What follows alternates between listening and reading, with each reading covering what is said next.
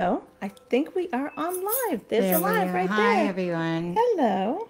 We're back, and every once in a while, I talk to Christian Day, and he does a live thing too, and it's at 8 o'clock, so we can't watch each other. Oh, I didn't know that. I I know. didn't know that. Yeah, I don't know. I've never heard what he does, but I'm sure it's interesting, Oh, to say the I'm least. sure. I'm sure. I'm just making sure that. Okay. We're live and we're working. Yeah, and we're going to be talking about maybe we could call it the mysticism of tarot, all the side effects and all the different ways to look at it and how you use it in different situations. Never mind just reading. Mm-hmm. And what we what we seem to do as we were comparing is a lot of the cards have turned out to feel the same for us, and it's not in the book. You Yeah, we know, don't read the book. no, I literally throw the little book away because almost every one of those books says the same thing, Mm-hmm. and it's a copy of a copy of a copy. And well, you can explain it's not the way they work. No, not for me anyway. Well, yeah, well, explain them how it works for you. Right. So when I first started reading tarot, I call it tarot. Laurie calls it tarot. I don't know if it's a potato thing or if it It's a actually. potato thing. It Okay. doesn't matter. Okay. Yeah. So when I first started, I literally, I was handed a deck and said, give me a 3 card reading, past, present, future. And I didn't know anything about any of the cards. I was like, how am I supposed to know this? And Diane said to me, look at the card, put yourself into the card, and just listen and wait and see what you get and Yeah. just talk. Yeah. So that's what I started. And I'm so structured, really. I mean, let's be honest. I mean, I know that. I'm like really structured. But it is, and Yes, all kinds of mean things. I'm not a rule breaker. Like I'll bend the rule maybe a tiny bit. Like I think when we talk about rule breakers, you and Penny make me look like a nun. Like it's We're very much rule breakers. it's not even a comparison. So, I kept saying I need at least one word for each of these cards because what if I get the card and I don't get anything? I was always so nervous that I would never get anything.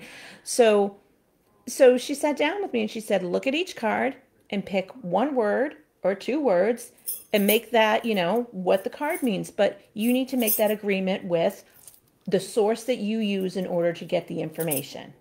So remember, you and I have talked about a belief versus what we know, and Right. I have a guide that I work with because I believe in that, Right. and so I sat and I said, well, I'm going to make an agreement with you. This card is going to always mean this, Right. like, or it will mean this as a base. Mm-hmm. But then as you start to do it and you do it a lot more often and you start to really talk to more people and and All of a sudden, something else pops through that same card. exactly. Or even sometimes someone that you'd never have thought of something and something pops through for that particular person and you're like, where did that come from? Exactly. You know? I think I've explained this 1,000 times, but way back in the late 70s, I used to have the client put their hands on top of the deck, and I'd put my hands on top of theirs Mm-hmm. to get their energy, and I'd close my eyes. And then I took the cards out on this woman, and I pulled out the Eight of Wands. Mm-hmm. It's called rods or wands Mm-hmm. or staffs. And I looked at it, and in my mind's eye, I saw a copper pipe in her cellar leaking. And I said, "Oh, you have a copper pipe in your cellar leaking." And she's, "Where did you see that?" And it was the Eight of Rods. Yeah. Wands, yeah. And it's been like similar to that. It's never meant that exact same thing Yeah. again, Yeah. you know. But that's how it works for me. Yeah. Yeah. Yeah. We were actually talking about which I think so there's a couple common questions I'm going to throw out because I think people ask me a lot of them and I think it's interesting to hear Laurie's perspective on it. Right. Now, you've been reading tarot since the 70s? Oh, yeah, Even before that? in the 60s, In the yeah. 60s. Oh, yeah. Okay. All right. So we're talking, it's not like a couple years for you. It's been a long time. Yeah, quite a bit. Yeah, I'm 88, so that's a few years. It doesn't make me an expert, however. Don't even get that idea because it grows with you as you grow. You're learning astrology right Yes, I now am. from a great teacher, Michael Pendragon. And it's very intricate in some ways with symbolism and all kinds of things. Once you learn that, that's going to pop out of these cards here and there. In Exactly. fact, some of the cards we just looked at Yep. have those symbols on them already. Yep. But just by color, sometimes it's the color of a planet. And you know all about that planet, you know all about the symbolism. And when that hits you from that one card, it's going to mean a whole other thing. You know, you're talking about the person's astrological energies and without looking at a chart, Right. you know. Exactly. And sometimes, so it's, I find it hard when people ask me about health. So I don't do health readings online, but people will come in and they'll ask me about health. And I'm always like, oh, what am I going to tell them about They ask health, me you that know? too, yeah. And so I sit there and I just, sometimes I put the cards down and I just sit there and listen because the cards are not going to tell me anything about health. I mean, unless something really jumps out at me. That's But right. It's just your psychic ability. right. Yeah. But there have been times when I'll pull a card and all of a sudden, like a color will come really far out at me and they're talking about health. And I'll mention something about like the chakra associated to that. Like, do you have problems in your stomach area? Because I'll see like a bright yellow, like right around this area. And they'll be like, yeah. And I'm like, yes. Well, again, it's psychic still. The whole basis of doing any kind of psychic work, reading, is to develop your alpha level. That's the science that we teach. And it's so simple. You close your eyes for more than 3 minutes or less, sometimes less, and you drop the brain wave. The electricity in your brain drops down to slow. And that allows information that you don't have to come in through the pineal gland and give you information from other light and other energies that you're trying to seek. Because every person has an aura. You're talking about that.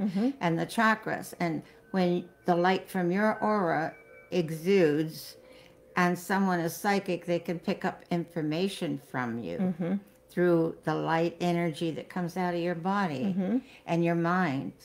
And that's why we have protection shields, which is work very diligently on protection shields so no one can actually glean anything if we don't want them to out of our information. And sometimes it's funny. I was talking to Michael about this yesterday. I've been doing phone readings since the very beginning, and now I do video readings too.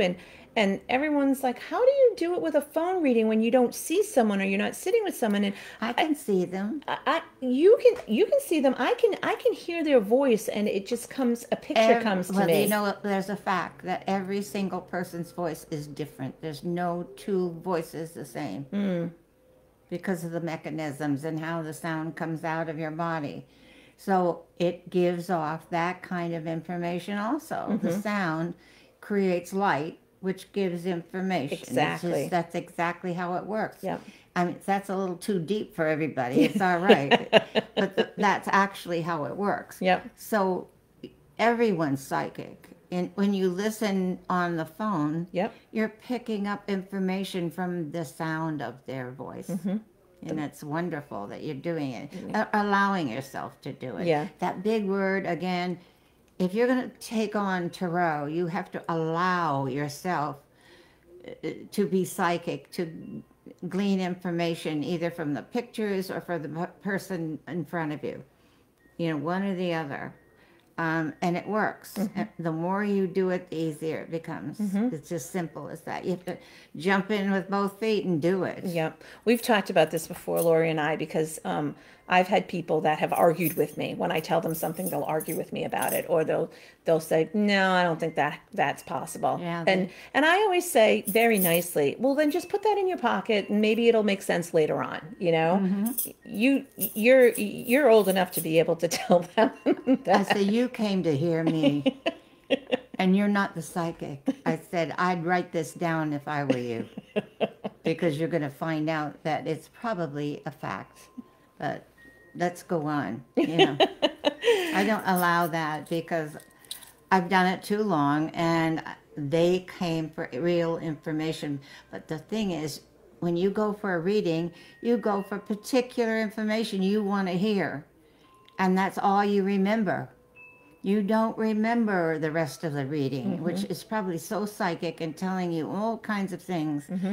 For the past 2 years, in almost everybody's reading, was the fact that they should start a business online. You said that to me actually a couple years. I think it was like 3 years ago. You said that to me. It came up in almost everybody. And now I know why. Yeah.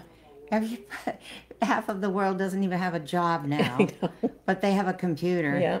And they have a means by which to start a business, which is so easy online, or to sell things on Amazon, or and it goes right into PayPal. You don't even have to worry about the banking, and it's fabulous. So, but somewhere deep down in my psyche, I knew, obviously, that this kind of something was coming where people needed this. And I find that very interesting now to look back. And I bet half of those people are going, I thought she was a nut when she told me that. And now I know why. This is actually a funny story, and then we'll talk a little bit more about cards because we could get really off track here. But the day I had actually never met Laurie when I think I had been working for about 6 months at Enchanted, and I booked readings for me and my sister and a couple of my nieces and a friend and her daughter and all of that. And my girlfriend's daughter was so excited, and this is the woman that gave me my first crystals, right? So her daughter was the one that had gotten them for me. And she came back from her reading with you, and she's a social worker. And you had said to her, I see you behind a camera. Or I see you doing something with a camera, or being behind a camera, or somehow doing something like that. And she said to me, she goes, I don't know what she means, but I'm not going to say that it's not possible, because who knows what's going to happen, right? And it's so interesting because the job that she's in now, she is constantly doing Zoom meetings. She is constantly in front of a camera, or she's constantly organizing behind the scenes to have multiple people have meetings with a camera. And it's just really, it's an interesting thing. So it's really strange how things come back around. Like, and I think that that's a really good segue in, like, if we were genies with turbans, or we could tell you the lottery numbers, we wouldn't be sitting here talking to you. We'd be doing it for ourselves. They would not be for you. No. So we might share it with you if we knew you. Maybe. But I know some people want really specific information, and sometimes you can get really specific information. But it has to come. It has to be psychic. It has to be there. It may not be there, what they want to hear. It may not be that love affair. It may no, I haven't talked to him in 3 months. Is he coming back? No.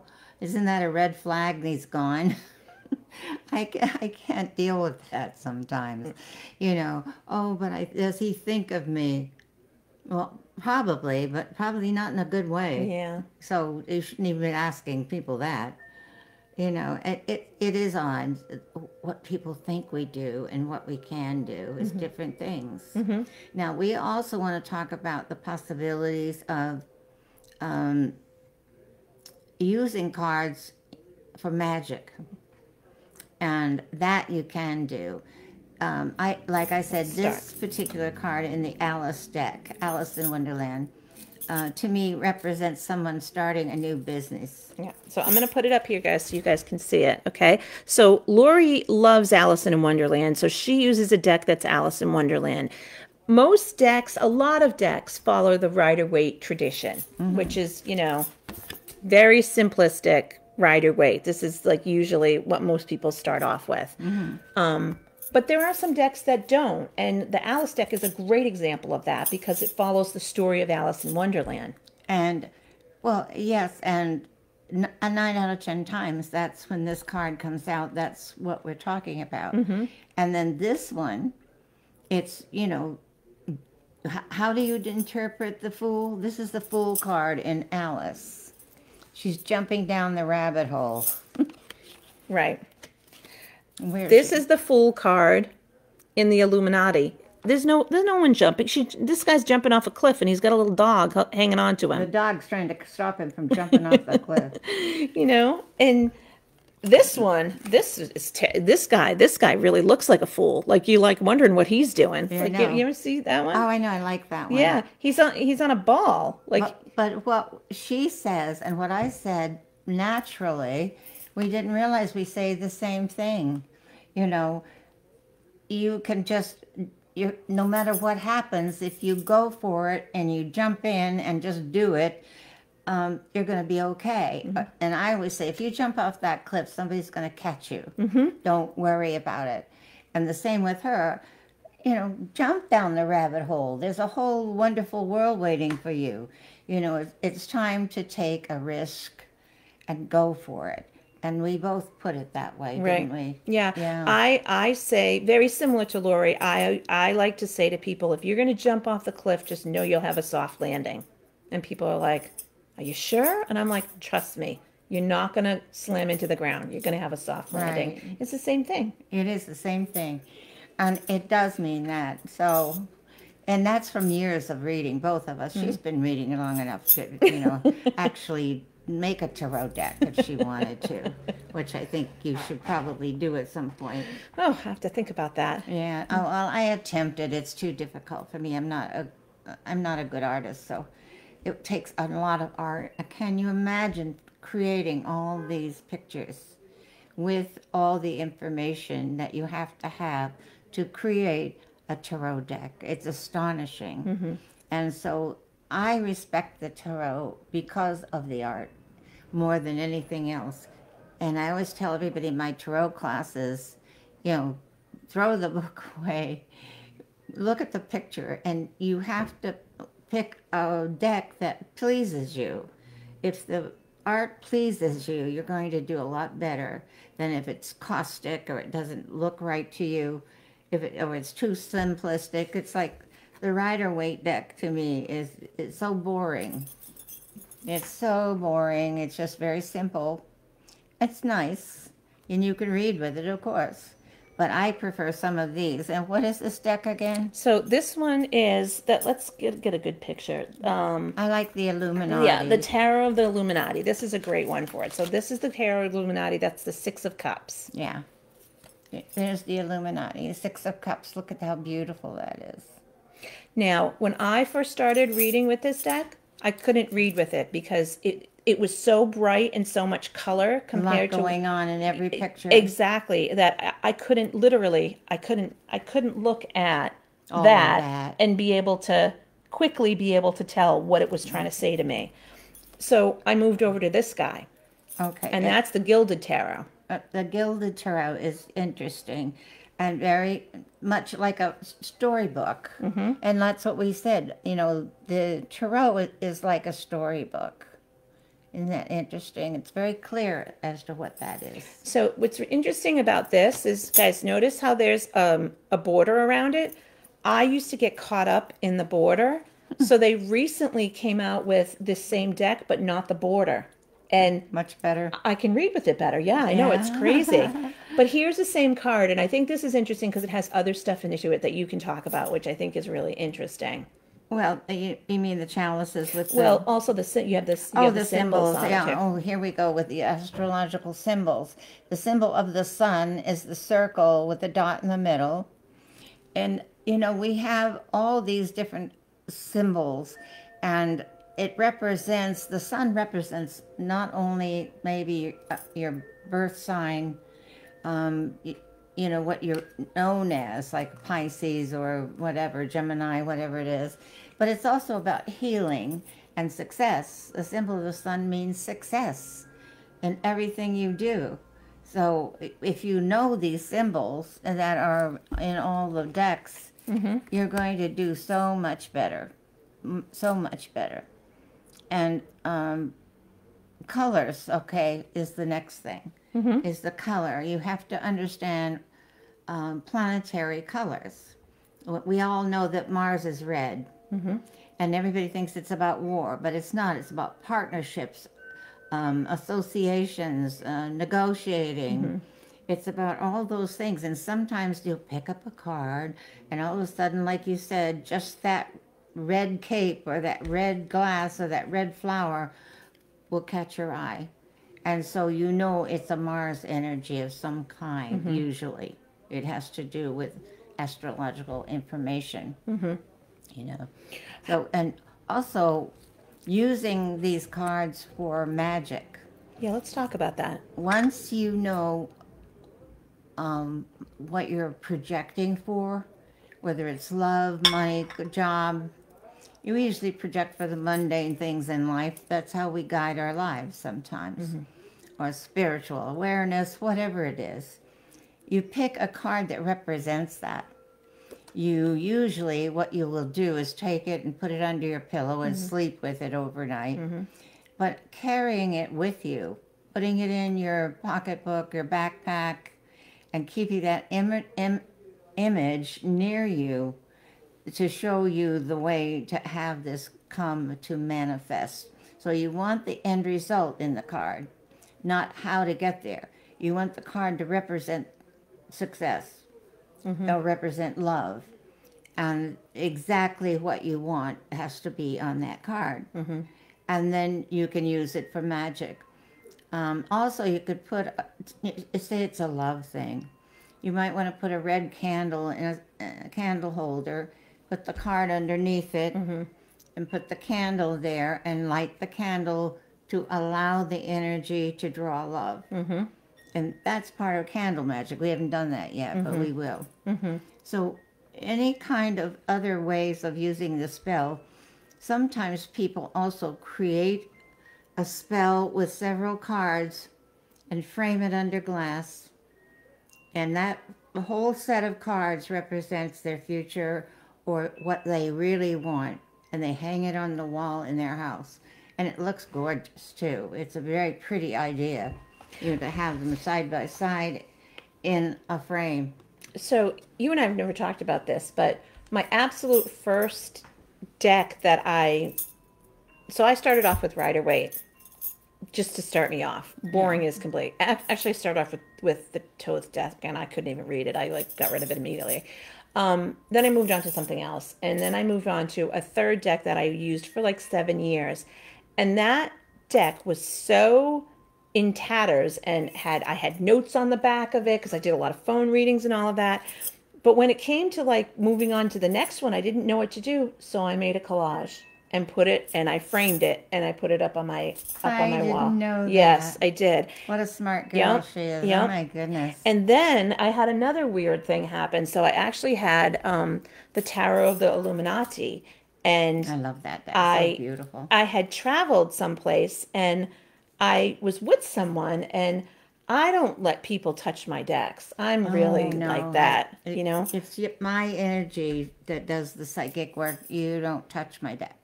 Yeah. And I don't let anyone touch my decks either. But for some reason, I handed it to someone that I was having, you know, I knew someone I knew. And I keep a crystal in my bag as well to kind of cleanse it. And then I cleanse the crystal. And, you know, so I try to keep them nice and fresh. And when I got home, they were all stuck together.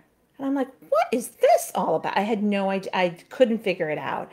And I was like, well, this is too strange. And I looked to see if the bag had gotten wet, and the bag hadn't gotten wet, you know, because it was satin. Right. So I had to pull them all apart, and it ripped off some of the, on the bottom, a lot of the images. So I was like, what am I going to do with these? Cut them up, put them in a frame. They're in a collage on my wall. That's an excellent idea. And I think, you know, it helps you also to guide your life. Once you understand all the things we're talking about with what the tarot can do for you personally without using it for someone else, is to find out the true meanings of cards that ring and come into you, so you know that means something to you, and putting them together and putting them on the wall somewhere to help guide your life is one of the best things you can do. And you can also, we have many decks. We have dozens of decks of cards. We change all the time usually. It's okay to mix decks too. Oh, You you've done could do a that. collage or something with different pictures from different decks that you like and put that together. That would be an amazing energy with all those artists that have done that. I never thought of that. Yeah, I think that would be a good idea. That'd be a beautiful present for someone too, Wouldn't actually. it? Yeah. Yeah. Oh, yeah. Yule's coming. I want one. You can make one for me. Has to be the right card. So speaking of that, like when you first started out, were there, I mean, now there's a tarot deck for everything. I mean, you name it. Some of them are the most simplistic. Some of them are the most gorgeous. Some of them are hideous. Very few. What was it like? Rider-Waite Aquarian deck. I'm trying to think. 2 or 3 decks. That's 2 or all 3. there was. And then U.S. Games started. Llewellyn started printing them, and then every artist in the world has made a deck of some kind. And some of them aren't even sold nationally. They're sold individually. An artist will make their deck and sell them online. You've never heard of, and some of those decks are astonishing too. Yeah, there are some like that. And very expensive sometimes. I'm kind of foolish with that kind of thing. Someone gave me a Gothic deck, and it was like very, very, very expensive in a box. I don't know. It was like $80 at the time, and this is way back years ago. And I immediately thought, gee, that'd look good on a witch's cord.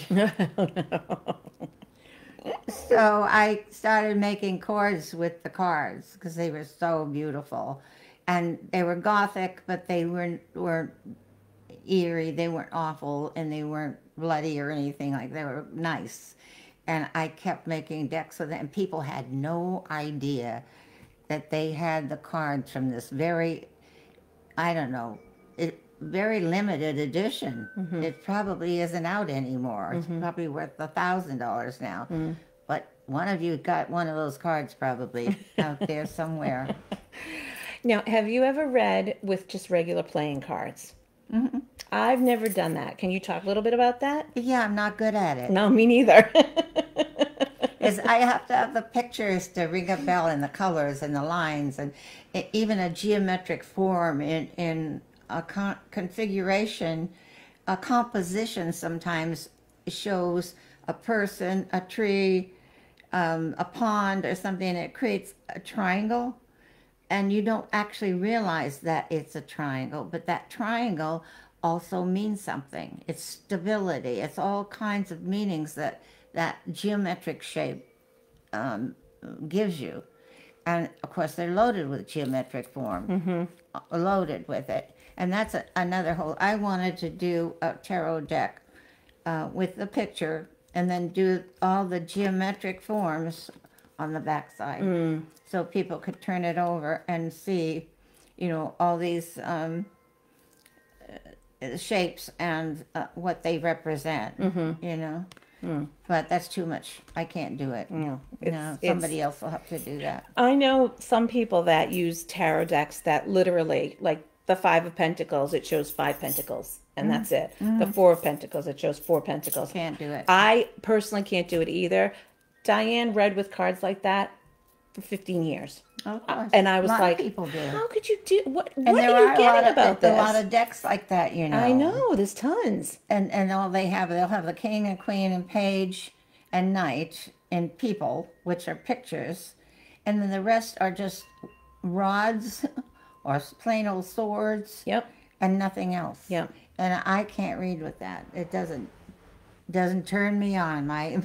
My psyche doesn't work that way. Yeah, but that doesn't mean that it's not a great way to do it. I mean, some people can really, really get a lot of messages that way. In the old days, when there was tarot wasn't actually popular in America, a lot of people were reading with regular decks. And it's the 4 suits of the tarot, really. The spade and the hearts and the diamonds, etc., represent the 4 suits of the tarot, actually. You know, and we were talking about the Queen of Wands is the hostess with the mostest, and she reads it the same way I do. That's somebody who loves their makeup. They love to get dressed up. They love to have company, and But oh, I can't make these straight. Sorry, but so these are typical Rider-Waite kind of looks. You know, they're like really Yeah. prissy looking. You know, beautiful Yeah. women.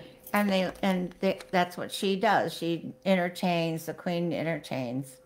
And then this one in the Alice deck, is the Queen of Hearts. Off with his head, she says. So when I get this card, it always represents like a grandmother, a mother, mother-in-law, or somebody, a daughter, or somebody who's a piece of work, who is hard to get along with, knows it all, and causes chaos.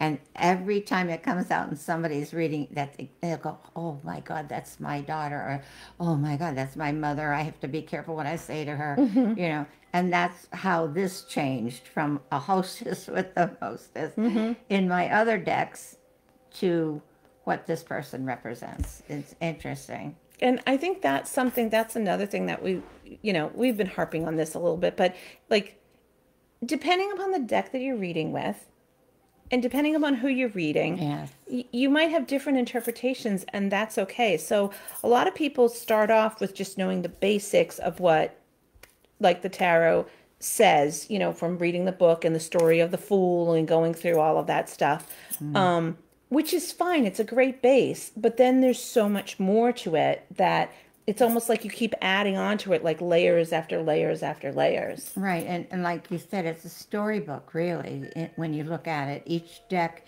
because of the color and the artwork, tells a different story. And that's where you get the different meanings out of the cards. And it's okay, like you said, it doesn't have to mean the same thing every time it lays down. And it doesn't have to go by the book at all.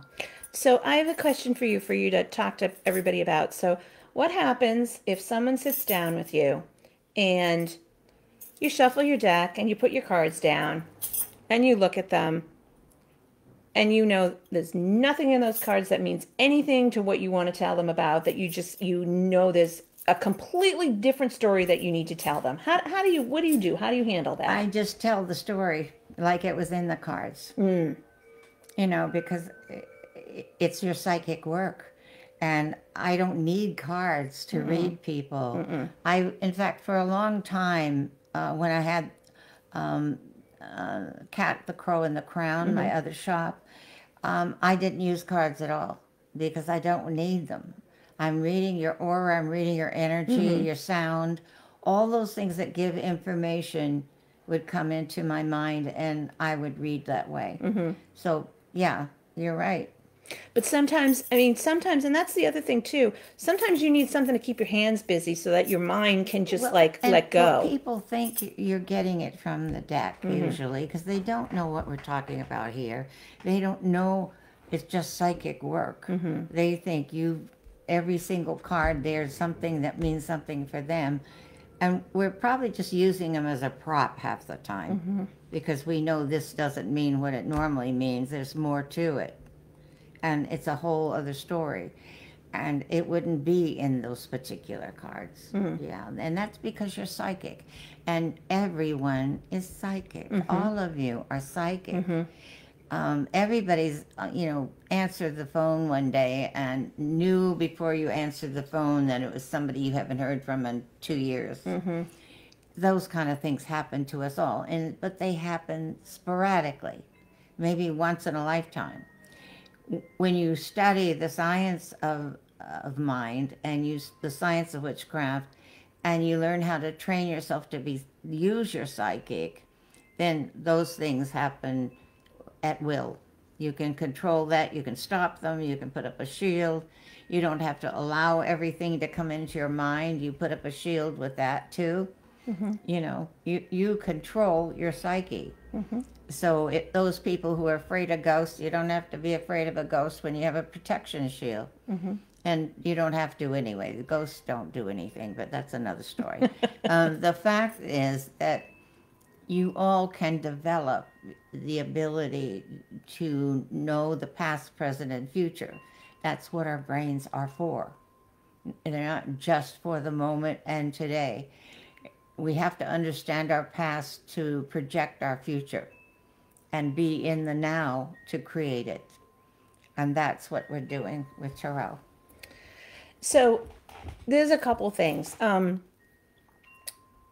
I think a lot of people, as they're learning tarot, they they try to learn the basic meanings and they try to learn the spreads and all of that. That's fine. You do need to. That's fine to do that. It's a baseline. It's a good You start. have to. Yeah. But once you get past that, I have a particular way to connect with a new deck that I have. Do you have any particular ways to connect with your decks? A new deck? Yeah. No, not really. I just use it and see what happens. It's like exploring, and I that's more exciting to me than trying to figure it out. Why I should use it in a different way. It's just like a reading another book Yeah. right off the shelf. And that's what's important to me is what is that going to give me that's different. So we were just talking about it before. I don't know. I don't know if we were on camera or not when we said this, but I was just saying, I'm a planner. I'm a planner. Like I'm structured. There's not a lot of, if we're going to talk about someone who's like, broken all the rules. It's Anal. not me. I'm not that bad. I am pretty type A, but so No, she's not. it's interesting because when I get my cards, I like to touch every single card. I like to feel them to see how they feel like to me.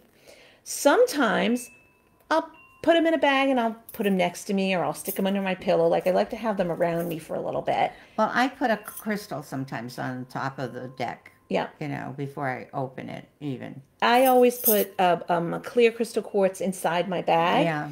Because Me too. and I do pull it out and I do cleanse it and recharge it and throw it back in because I feel like it like absorbs everything all the time. It helps, yes. Yeah. It does. Yeah.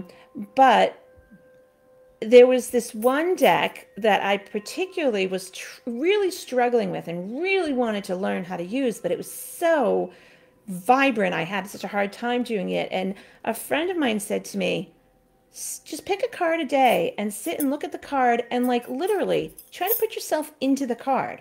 Like look at it like you're in the card and look around and look at what you're seeing when you're in the card and how does it feel to you? That's a great idea. It was the coolest thing ever because, honestly, you start to notice things that you never really noticed before. Exactly. And That's so cool. I never thought of that. But Yeah. that's a really good idea. it's like a 3D jump into the card, and Yeah. it takes a while to do that. I mean, you can't do 5 cards in a row. I mean, it's a lot. It's like almost like meditation. Yeah, in tarot class, I tell people to put a couple of cards up on their dresser or something. Yeah. And look at them before you go to sleep, or leave it up there for a week and look at that one card. So it's similar, but I like that idea even better. I know. Can you imagine? Uh-huh. Like if you think about like the Six of Wands is one that I really like to do that with because most of it has a picture of someone on a horse going through a crowd, and to me, it's all about Winning and victory. victory and people being happy and all of that. So I like to kind of step into the crowd and kind of look around and see, okay, well, what are they winning? What's going on here? Yeah. What's this person all about? Are they What are they idolizing that person? And exactly? Is he worth it? Or is this like a normal person that did something fantastic and they're like grateful for them? You know what I Yeah, mean? So yeah. it's very interesting That is about a that. good way of doing it. Well, like I said, I am constantly learning. Just talking tonight with you, of course, I've learned a couple of new things that I didn't even think about. And that you have to understand and accept about yourself, that it's not set in stone. And it's a growing ability to learn from every single deck and every single thing you do with your psyche. It never ends. And especially if you're a witch, it's a lifestyle. It's not necessarily a religion. It's the way we live our lives. And every day we keep our minds open to the unknown so that we can know it and keep going and learning and learning. And the tarot is a good tool for that. So I'm going to ask you a question that I get asked all the time, and then people argue with me about the answer. So I'd like to know what I'll keep my answer to myself, but a lot of people tell me that they like to read themselves with their tarot deck. No, they cheat. Tell us about that. Tell us what Well, you think about well, it. I think that, you lay the cards out, you want a certain, it's just like if you went to a reader, you want a certain outcome. And if the cards are the opposite of all that, and nothing about love, nothing about success, you usually pick them up and shuffle them again and try it again. Well, that's not the way it works. It's cheating. You always should go to someone Yeah. else and who can help you with that, because you will not accept or allow yourself, to read for yourself. Although I can read for my family, Mm-hmm. and you can too. Yeah. So that's a whole different Yeah. thing. But not ourselves. And so it is interesting, though. There are some people that I can't read for because I'm too connected to them, or I'm connected in a way that I can't separate out like the logic or the emotion from what I'm actually seeing, I think that's a possibility, yeah. you know. I haven't had that happen yet, but it could.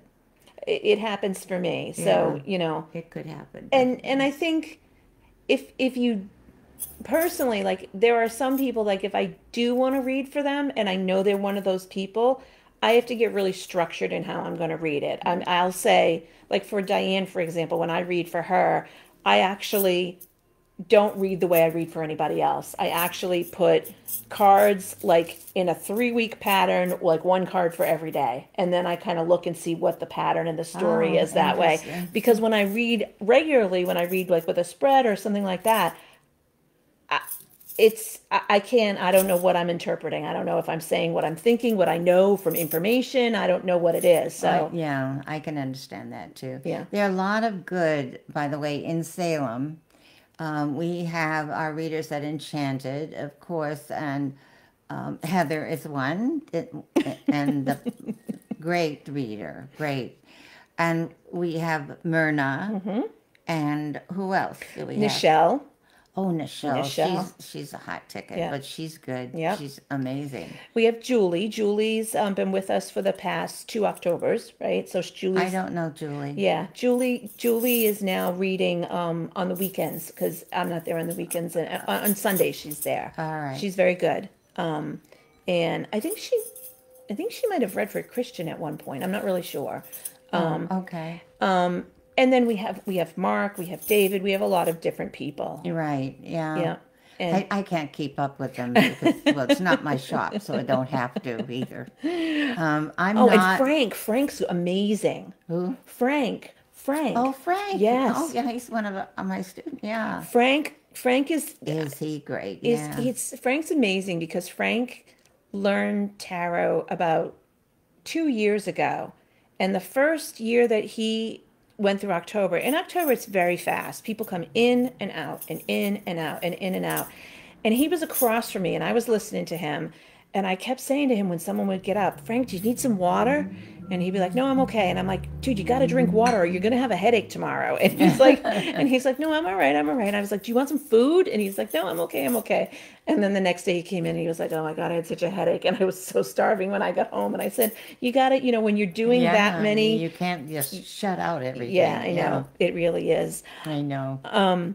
So you have some interesting stories about tarot that you've talked about before, but is there anything that stands out for you? Any particular situation that stands out for you that you were doing a reading and it just was the weirdest thing that you've ever experienced?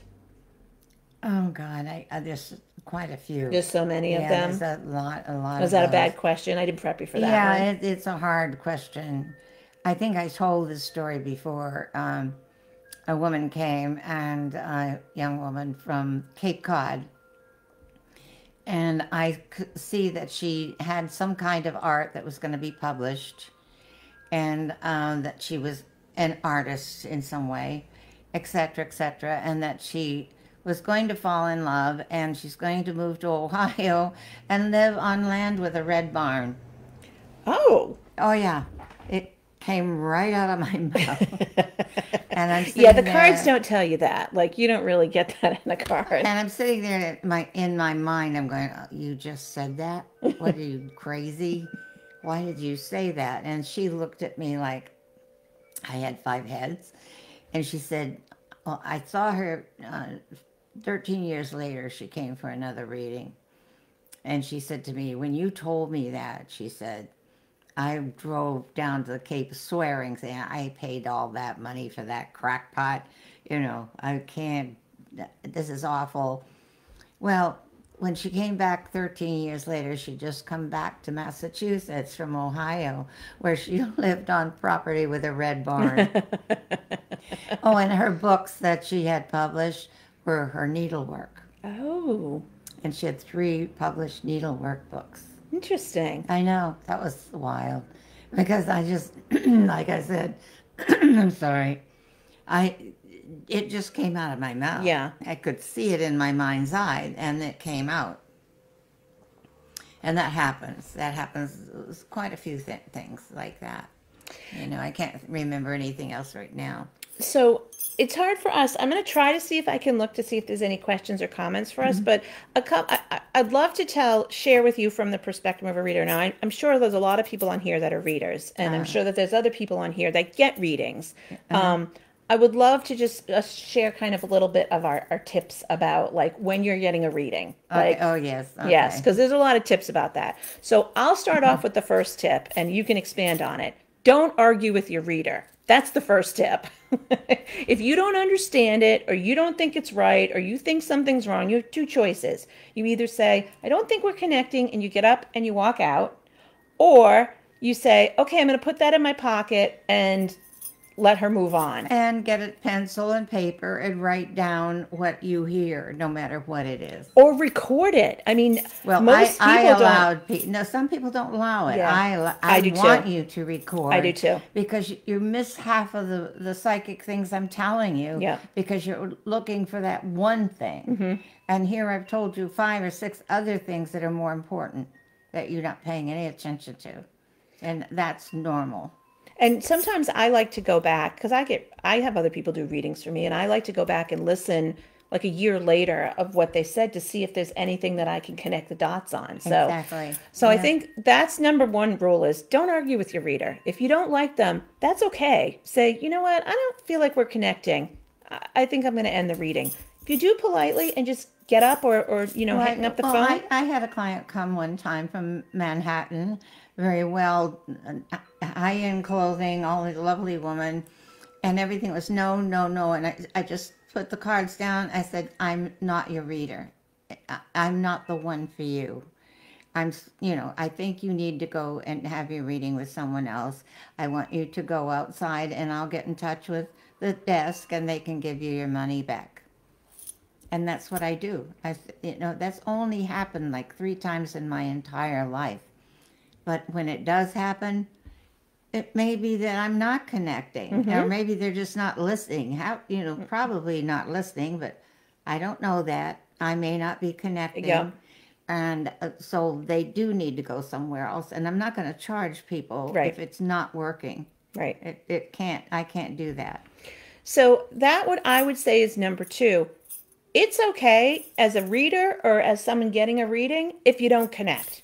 It happens. It does happen. Oh, absolutely. But there are certain things that you can do to kind of help it a little bit. And so I was actually helping out in Laurie's tarot class, and someone was trying to read me, and for some reason I had my hands crossed and my legs crossed as well. I don't know why I did, because I knew the guy. Well, you were protecting yourself. But I did, and I felt so bad. He was getting nothing at all. Well, psychologists can tell you that when you do this, when you cross your arms in front of you or cross your legs, you're rebuffing anything anyone's saying or doing. Yep. You're not allowing anything to come to you. Right. Yeah. So he had the cards and he had them in front of him, but he wasn't saying anything, and he's like, I'm not getting anything. And then I looked at him and I said, "Oh, I'm totally crossed here. Let me uncross everything." As soon as I uncrossed everything, all of a sudden he just came flooding out. Yeah, So, exactly. so you know, you as part of what you can do, whether it's phone or not, if you're getting a reading, don't cross your arms and your legs. You don't want Yeah. to do that. Keep your aura open. That's right. Yeah. But as a reader, personally, especially when there's super high energy, so like in the October time period in Salem, the energy is usually really high, Yes. right? Yes. Literally, I cross my legs. Underneath the table, I keep my legs crossed Yeah. because like I have my protection shield up, but it's just one thing that makes me feel a little bit more comfortable. Yeah, and that's okay too. You can do that. Um, yeah, I think that getting a reading is so many expectations. And the thing is that you need to keep your mind open because you go there wanting one answer or just two maybe answers or an answer that you don't have. And sometimes it doesn't come that way, but it's still worth something. Mm-hmm. That reading is still probably right on Mm-hmm. 9 out of 10 times. So you have to keep your mind open, write it down or record it, and keep it and listen to it, and let it help you because that's what our job is, helping. We want to help the world and help people, and most often we're better than the psychologist. You know. We've heard more than they have probably. Oh God, yes. Because the psychologist usually just says, "How do you feel about that?" Because you're supposed to listen to yourself. They can't tell you anything. But Yeah. it's just the opposite with us. So, I think another tip is if you're going to go reader shopping, right? So, what I call reader shopping is you get a reading from one person. Maybe they didn't tell you everything you wanted to know, or you feel a little insecure, or you want to hear it again, and you go to the next person, and then you go to another person, and then you go to another person. And you might get all different information. It doesn't mean that one is better than the other or one is more right than the other. they zoomed in on different things. That's all. Exactly. And I think that's a very important thing is I once had a regular customer of mine and we were working, she was having a hard time at work. And I talked to her the night before she called me and we were, I was reading for her and we were just talking about some stuff that was coming up. And the next morning she called me about, I don't know, around noon, and she said, "They fired me." And I was like, "Oh my God, I didn't even see that coming. I am so sorry." And she's like, "No, it's okay." And I'm like, "Joanne, I absolutely didn't see it coming." And she said to me, I love her to death.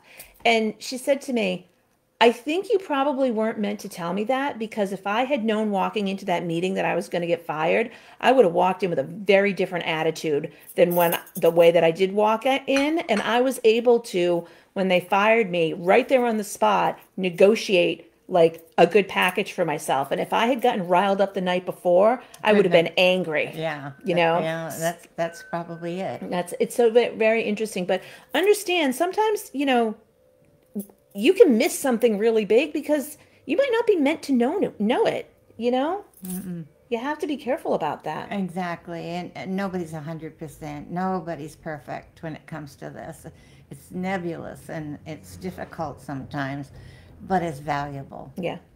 And whatever a psychic tells you, like we said, write it down, take it into consideration because it could be something you have never thought about doing or thought could happen to you or whatever. And it might forewarn you or protect you in some way or give you a boost so that you're more successful in life. And that's what it's all about.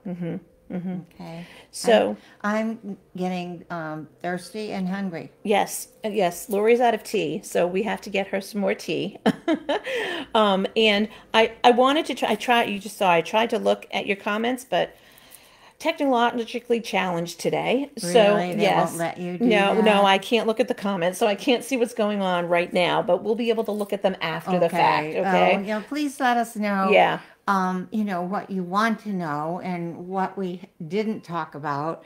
And if we ever do this again, and we might do tarot again, Yeah. we have more to say for you. Right. Something that you need to hear. That Or we don't know it all.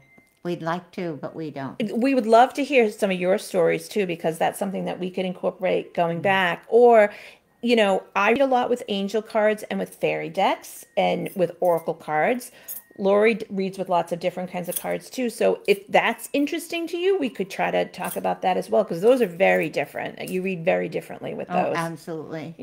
So let us know what you think. Oh, I'm seeing some comments up here. They're talking to one another. They're talking There's a to couple each people other. are talking to. They're gossiping about Oh yeah, us. wait. They're talking about they're talking about the witch in every woman, and they're asking about protection crystals. That is, we'll finish up because we know you're really thirsty. But Yeah. if you want to talk about crystals that you can use with your cards, like to keep your cards in good shape, clear quartz is your best bet. It's the best. Yeah. Clear quartz.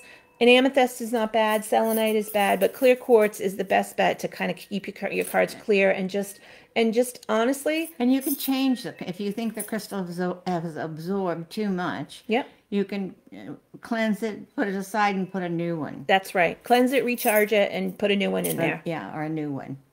So this was our little coffee chat, our little fireside chat about tarot. Really would be interested to see if we gave you what you were hoping to get, because we didn't want to do a tarot class, but we wanted to give you some information. Yeah, and we're new at this. Yes. At our fireside chat. Well, we're not new at our fireside chats because we have like hours and hours and hours of chatting. I know, we never shut up, so it's okay.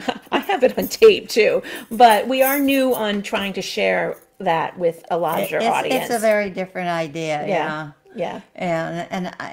And I forget there's people out there sometimes. I know. I mean, I'm just hearing you. I know. But I do realize that we're trying to help people with whatever we know. Right. And like we always said, no teacher is 100%. So whatever you can glean from us is wonderful. We're hopeful that we're helpful to you. Yes. That's what's important. So we're going to end. I just want to actually make note. Does everybody love Laurie's caftan or what? I mean, the purple caftan. I cannot get over it.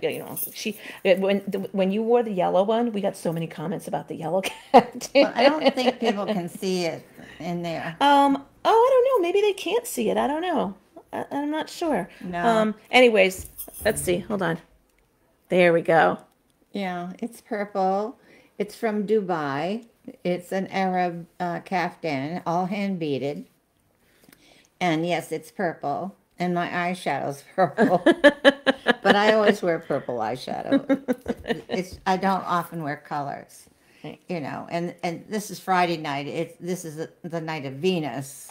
Thursday night it would be proper for purple. That's Jupiter. Mm-hmm. But Jupiter's well aspected in my chart right now, so I can wear it anytime. Thank you for joining us. Honestly, leave us some feedback. Looking forward to it, and we will post when we're going to be on again. Okay? So thanks. Bye-bye. Bye. Good night. Night.